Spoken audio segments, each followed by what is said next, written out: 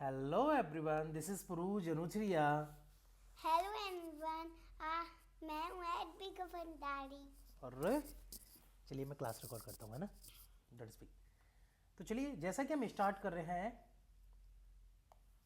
Chapter 3 है ये class 11th का। बुक का नाम है भारत का संविधान, सिद्धांत और व्यवहार। इसका चैप्टर 1 एंड 2 हम ऑलरेडी कंप्लीट कर चुके हैं। चैप्टर 3 का हमने इंट्रोडक्शन पार्ट है एंड चुनाव एंड लोकतंत्र, वाई वी नीड दिस, है ना, ये हमने स्टार्ट किया था। आज जो है हम अगला टॉपिक स्टार्ट करने वाले हैं। टॉपिक का नाम रहेगा भारत में जो चुनाव व्यवस्था है वो किस तरीके से है, इलेक्शन कमीशन किस तरीके से काम करता है, उसके बारे में बात करेंगे। चलिए स्टार्ट करते हैं आगे। ऊपर आपने चुनावों की विभिन्न विधियों व व्यवस्थाओं पर गौर किया। भाई ऊपर हमने कई सारी व्यवस्था देखी, गैर लोकतांत्रिक देखी, लोकतांत्रिक देखी, किस तरीके से चुनाव वगैरह में ये अपनी भूमिका निभाती हैं। जो प्राचीन यूनान वगैरह थी उनमें गैर लोकतांत्रिक होती थी। गैर लोकतांत्रिक, भाई कम आबादी होगी ना वहाँ गैर लोकतांत्रिक हो सकती है। फॉर एग्जाम्पल जैसे गवर्नमेंट है, तो गवर्नमेंट जैसे कि अगर गाँव की है, सरपंच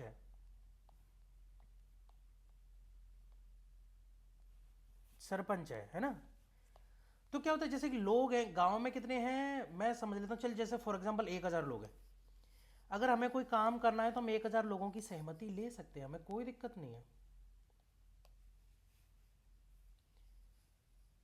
अगर हम निगम की बात करें, नगर निगम वगैरह जो होते हैं या फिर नगर पालिका जो छोटी होती हैं, वहां पे एक नगर पालिका क्षेत्र में लोग कम है, तो वो लोगों की राय ले सकते हैं, हो सकता है, ये पॉसिबल है। वही अगर मैं बात करूं एमएलएज की, लोग बहुत ज़्यादा हो गए, राय लेना संभव नहीं है।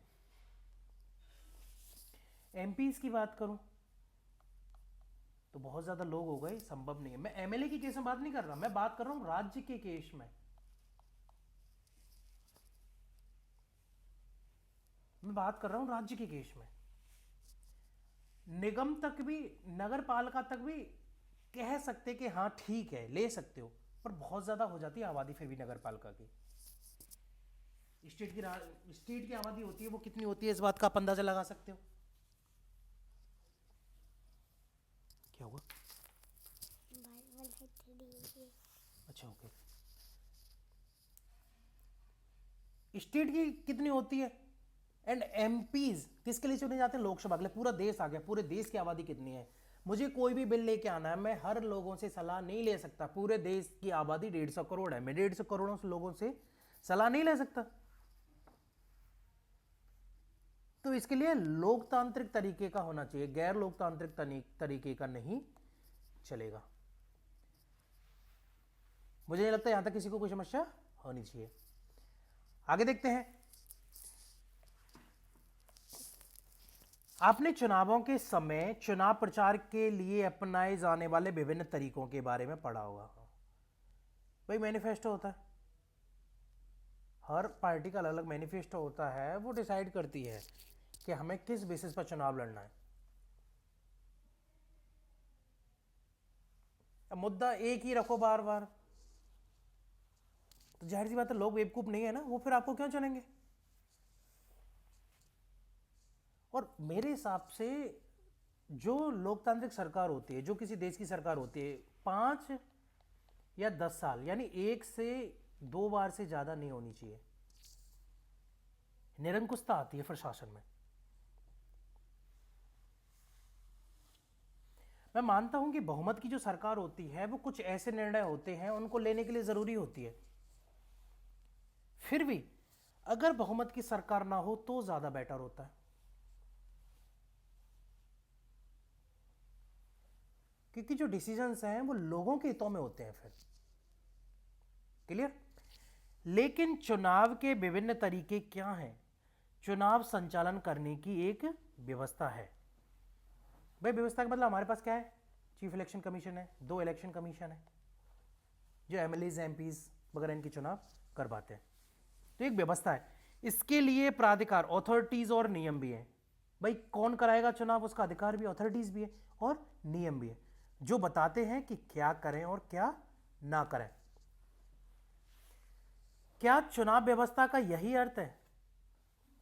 आपको आश्चर्य हो सकता है कि क्यों संविधान में यह लिखने की जरूरत पड़ी कि मतगणना कैसे होगी? भाई इसकी क्यों जरूरत पड़ी कि मतगणना कैसे होगी और प्रतिनिधि कैसे चुने जाएंगे? तो ये बहुत जरूरी है, नहीं तो लोग अपने अपने हिसाब से मतलब निकाल लेते। क्या यह स्वयं ही स्पष्ट नहीं है? लोग जाते हैं और वोट देते हैं, ऑब्वियसली लोगों को इतना ही काम है बस। जिस प्रत्याशी को अधिकतम वोट मिलते हैं वो चुना जाता है। भाई काउंटिंग होती है, जिसको ज्यादा वोट मिले वो जीत गया।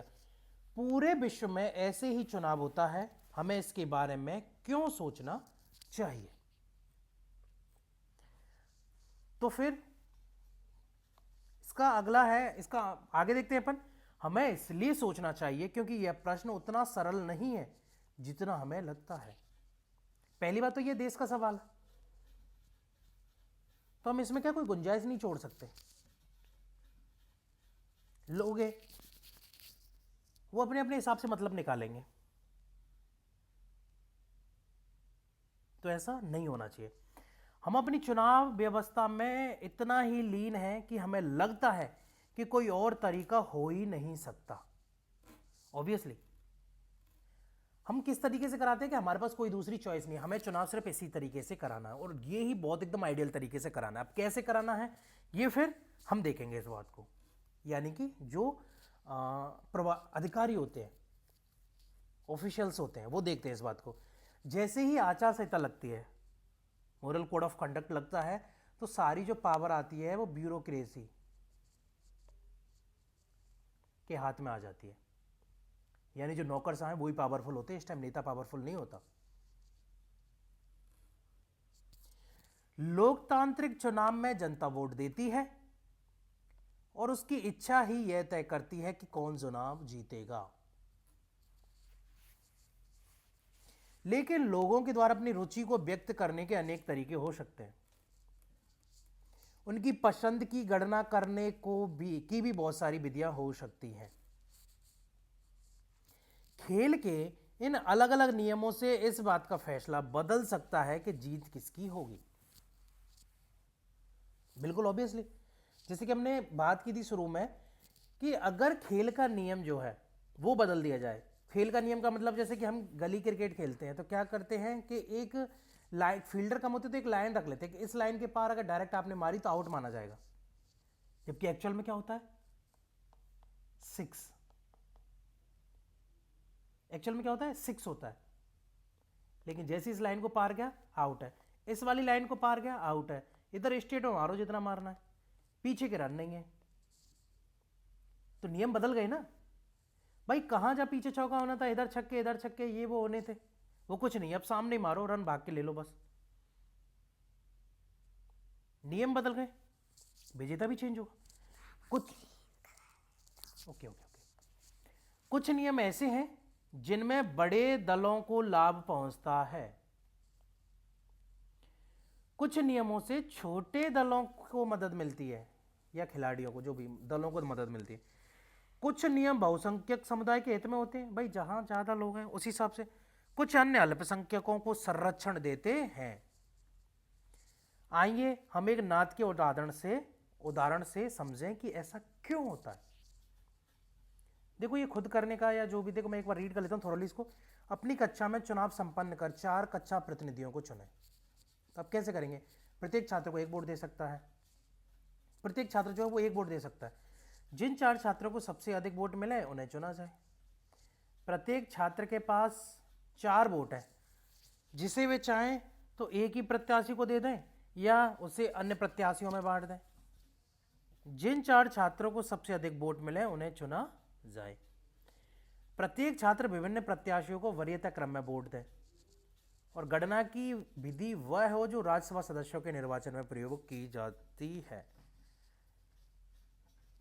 ना। इस विधि को आगे भाई राज्यसभा में हम वो नहीं दे सकते ना, राज्यसभा सदस्यों के लिए हम वोट नहीं दे सकते। जो सबसे आगे वही जीते, ये क्या है, नाटक का टाइटल हो गया। कहां भाग गया ये। हाँ, इस अखबार के कतरन को देखिए, यह भारत लोकतंत्र के एक ऐतिहासिक क्षण के बारे में है। 1984 के लोकसभा चुनाव में कांग्रेस पार्टी ने 543 सीट में से 415 सीटें जीती। भाई साहब, जो कुल सीटों का 80% से अधिक है। 1984 के चुनाव हुए, उस चुनावों में 543 में कितनी सीटें जीती कांग्रेस ने? 415। कुल सीटों का कितना परसेंट हो गया? 80%। चाहिए कितना परसेंट? 50% से जस्ट ऊपर, एक सीट ऊपर। लोकसभा चुनावों में किसी दल को ऐसी सफलता कभी नहीं मिली, और मुझे नहीं लगता कि इतनी सफलता मिलने की पॉसिबिलिटीज भी है। इस चुनाव से क्या पता चलता है कि लोग बहुत ज्यादा इंटरेस्टेड है कांग्रेस में। उस टाइम पर कांग्रेस पार्टी को 3/4 सीटें मिली। क्या इसका यह अर्थ है कि प्रत्येक 5 भारतीय नागरिकों में से 4 ने कांग्रेस को वोट दिया? ऑब्वियसली वास्तव में नहीं। नीचे दिए गई तालिका को देखें। कांग्रेस पार्टी को 48% वोट मिले। इसका अर्थ यह हुआ कि कुल मिलाकर जितने लोगों ने मतदान किया उसमें केवल 48% लोगों ने कांग्रेस को वोट दिया, यानी वोटिंग परसेंट ही कम हुआ। लेकिन पार्टी को 80% से भी अधिक सीटें मिली। अगर अन्य दलों के प्रदर्शन को देखें तो भाजपा को 7.5% वोट मिले, और सीटें कितनी मिली? 1% से भी कम। ऐसा कैसे हुआ? एक बार इसको देख लेते हैं। 1984 के लोकसभा चुनाव में प्रमुख दलों द्वारा प्राप्त वोट और सीटें, काफी इंपॉर्टेंट है ये। इवन आरपीएससी में तो डायरेक्टली डेटा पूछ लिया जाता है ना? ओके, क्या हुआ, बोर हो रहे हो? कोई नहीं, बस 5 मिनट की क्लास है ना। क्लियर? तो कांग्रेस के अगर वोट परसेंट की बात की जाए तो 48% वोट मिला। सीट कितनी मिली? 415। बीजेपी की बात करें तो 7.4% वोटिंग हुई। सीट कितनी मिली? 2। जनता पार्टी को कितना परसेंट वोट मिला? 6.7। सीट कितनी मिली? 10। लोकदल को कितना परसेंट? 5.7%। सीट मिली 3। माकपा को कितना मिला? 5.7% सीट मिली 22। तेलुगु देशम पार्टी टीडीपी, जो चंद्रबाबू नायडू जो हैं अभी उसको 4.1% वोट मिला, सीट मिली 30। द्रमुक को सीट मिली 2, वोट हुआ 2.3%। अन्ना द्रमुक को वोट मिला 1.6%, सीट मिली 12। अकाली दल को वोट मिला 1%, सीट मिली 7। असम गण परिषद को वोट मिला 1% और सीट मिली 7। क्लियर? चलिए आगे देखते हैं। ऐसा इसलिए हुआ क्योंकि हम अपने देश में चुनाव की एक विशेष विधि का पालन करते हैं। भाई, सीटों का बंटवारा, इस व्यवस्था में क्या होता है? पूरे देश को 543 निर्वाचन क्षेत्रों में बांट दिया गया। प्रत्येक निर्वाचन क्षेत्र से एक प्रतिनिधि चुना जाता है। सो रहे हो? आप इधर सो जाओ बेटा। अच्छा, ओके। प्रत्येक निर्वाचन क्षेत्र से एक प्रतिनिधि को चुना जाता है। भाई, वोट बट भी तो जाते हैं ना। 100 वोट है, 20 मिलेगी किसी को 5 मिले, किसी को 50 मिले, किसी को 27 मिले, ऐसे कर करके बटे। या मैं समझू किसी को 27 मिले, 50 मिले ही नहीं किसी को 23 मिले, किसी को 18 मिले, किसी को कुछ मिले, तो 27 वाला जीत गया। थोड़े से वोट मिले ना, उसी में जीत गया वो। उस निर्वाचन क्षेत्र में जिस प्रत्याशी को सबसे अधिक वोट मिलते हैं उसे निर्वाचित घोषित कर दिया जाता है। तो समझ गए किस तरीके से? भाई, वोट परसेंट तो पूरा चाहिए ना, लेकिन वोट कट गए, इसको कटे, इसके कटे, इसके कटे, इसके कटे, इसके कटे, जीता कौन? 27 वाला जीत गया। 100 में से 27 वाला जीत गया। या फिर उसको छोड़ो, 50 लोगों ने वोट ही नहीं दिए, फिर तो और ज्यादा आसान हो गया। फिर तो 10-12 वाला भी जीत सकता, 10-12-15 वाला। पता चला 10-12 वाला जीत गया, 10 वाला ही जीत गया, और को 5, 7, 6, 4, 3 ऐसे करके वोट मिले, बहुत सारे प्रत्याशी थे। क्लियर? यह ध्यान रखना जरूरी है कि इस व्यवस्था में जिस प्रत्याशी को अन्य सभी प्रत्याशियों से अधिक वोट मिल जाते हैं उसे ही निर्वाचित घोषित कर दिया जाता है। विजयी प्रत्याशी के लिए यह जरूरी नहीं है कि उसे कुल मतों का बहुमत मिले, ऑब्वियसली सिर्फ काउंटिंग की जाएगी, जिसकी काउंटिंग ज्यादा वो जीत गया। इस विधि को जो सबसे आगे वही जीते ये कहा जाता है first past the post system. क्या बोलेंगे इस प्रणाली को? जो सबसे आगे वही जीते, first past the post system. चुनावी दौड़ में जो प्रत्याशी अन्य प्रत्याशियों के मुकाबले सबसे आगे निकल जाता है वही विजयी होता है।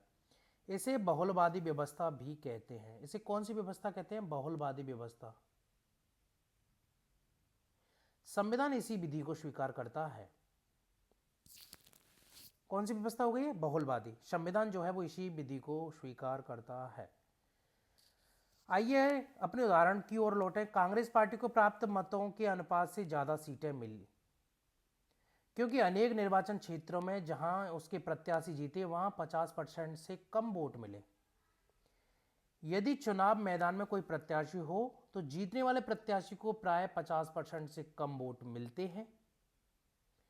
सभी हारने वाले प्रत्याशियों के वोट बेकार चले जाते हैं, उन वोटों का कोई मतलब नहीं रहता, क्योंकि इन वोटों के आधार पर उन प्रत्याशियों या दलों को कोई सीट नहीं मिलती। मान लीजिए कि किसी पार्टी को प्रत्येक निर्वाचन क्षेत्र में 25% वोट मिले, यानी 100 में से 25% किसी को मिले, किसी एक पार्टी को मिले, फिर भी उसका नहीं जीता। लेकिन अन्य प्रत्याशी को उससे भी कम वोट मिलते हैं। उस स्थिति में केवल 25% या उससे भी कम वोट पाकर कोई दल सभी सीटें जीत सकता है। क्लियर? तो चलिए फिलहाल के लिए इतना ही। आगे की वीडियो हम करेंगे समानुपातिक प्रतिनिधित्व के बारे में। तब तक के लिए थैंक यू। बने रहिए stay tuned with my YouTube channel. Thank you.